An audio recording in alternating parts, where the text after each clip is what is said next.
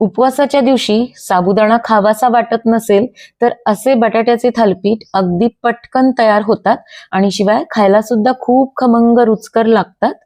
त्यासाठी साल काढून आधी बटाटे किसून घ्यायचे, नंतर बटाट्याचा किस एका पाण्याने धुवून घ्यायचा। आता यामध्ये 4 ते 5 टेबलस्पून वरईचं पीठ घालायचं। वरईच्या पिठाच्या ऐवजी तुम्ही इथे राजगिऱ्याचं पीठ सुद्धा वापरू शकता। शेंगदाण्याचा कूट घालायचा, हिरवी मिरची, काळी मिरी पूड आणि मीठ घालायचंय। थोडीशी मी कोथिंबीर घातलीये, तर तुम्हाला जे जे जिन्नस उपवासाला चालतात तेच घाला।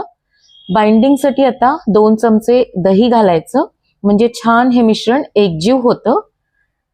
तव्याला तेल लावून घ्यायचं आणि गोळा ठेवून आता थालपिठाप्रमाणे थापून घ्यायचं। नंतर मीडियम फ्लेमवर दोन्ही बाजूने तेल किंवा तूप लावून छान हे खरपूस भाजून घ्यायचेत।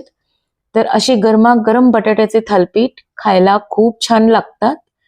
अगदी नुसते सुद्धा तुम्ही खाऊ शकता।